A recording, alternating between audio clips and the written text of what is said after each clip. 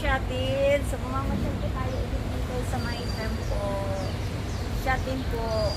The weather is not really fine kasi may rain, but we want to visit here again. Last year, nanggaling na po tayo dito, and then we'll come back here again. So, come on, let's go!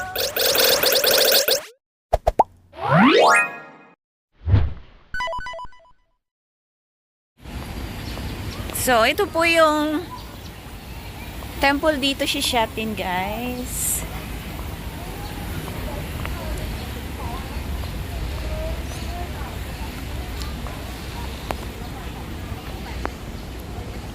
So, maraming bisita pa rin mapasok. Yan. Mostly Chinese believer. Mga believer Chinese po.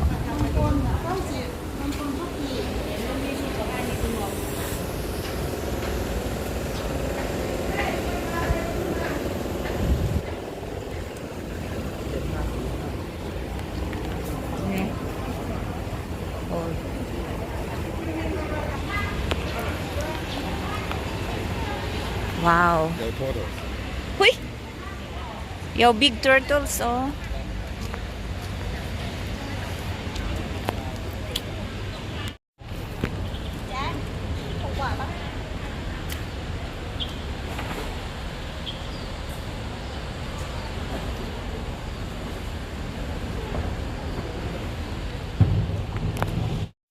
So, yan po yung mga nagpipray.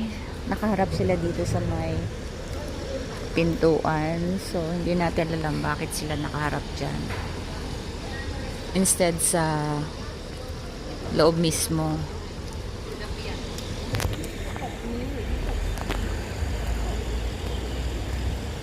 Yung mga Buddha, kasi yung mga Chinese believers sa mga Buddha. So, every time, or yearly, every time na may mga birthday sila, pumupunta talaga sila dito for praying. At yan.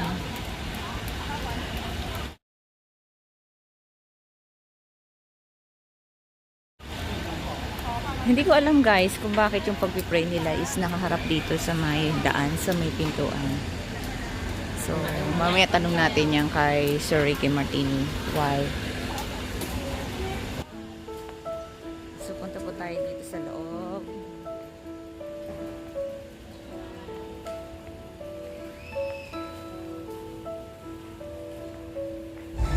Itong nakikita ninyo ay templo ng Qigong. Balikan natin ang pinagmulan ng templo para matunto natin. Minsan na ang Dynasty Ming, at ito ang pagkakaalam ko, inayos noong 1890 at muling itinayo noong 1994. So ano nga ba ang Temple of Qigong? The temple was built in honor of Qigong or General Che. Yung nakikita natin sa gitna, siya po si General Che, a great general of Song Dynasty. It was said that during an epidemic that broke out in Shatin in late Ming Dynasty, so the residents of Shatins found out from historical writings that Qigong was not only merited for his successful suppressions of uprising, he was also known for clearing epidemics and wherever he set foot in. People therefore built in a temple to the house Qigong in Shatin.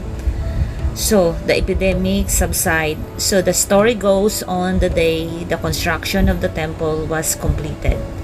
So yung tahanan ni Ming Dynasty, General Che. So dito po itinayo ang Temple of Qigong. Actually, hindi lang po dito yan. So, mayroon pa po isang bahagi din ng temple ni Qigong. So, hindi ko pa to nararating. Pero, ito lang muna yung aking maikukwento sa inyo. Itong temple nito is well known for praying to bring luck and prosperity in life. Quite a spacious temple din sa marami dahil malawak talaga siya, and so many lucky charm na nakikita natin kanina sa labas at makikita ulit ninyo sa ating paglabas. Can you explain to me why they are praying and facing to the front of the gate? Dynasty believe 有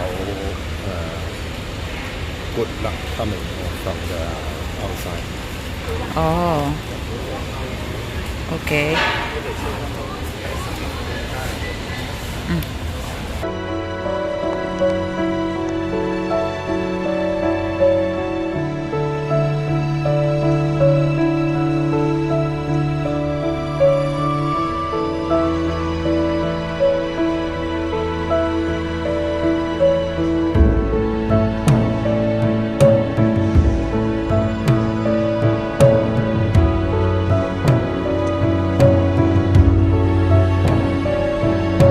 And then 有 guard. The guard Yes, for the guard.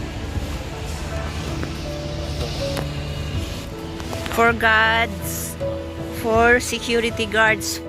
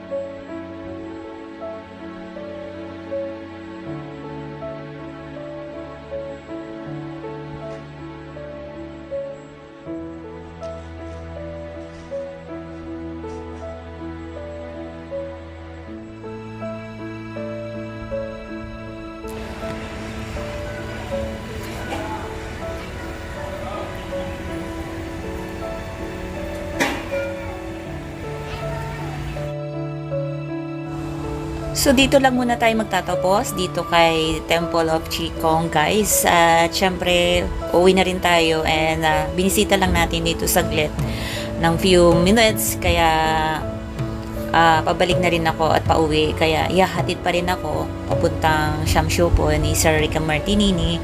So, habang tayo nagbibiyahe, so, ma-enjoy naman natin yung road trip naman going back to the MTR sa Shamshupo. So maraming salamat guys sa inyong pagsama sa akin sa journey ito at hopefully na nakilala natin si Sir General Ache, yung pinakamagaling na general ng during that dynasty 1893. So maraming salamat guys at road trip muna tayo. Marami tayong makikita sa paligid natin na sobrang magaganda.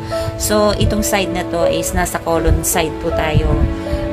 Means that malay sa city, sa central. Kaya hopefully na mag-enjoy kayo sa pamamagitan nito. Goodbye guys and see you soon. God bless.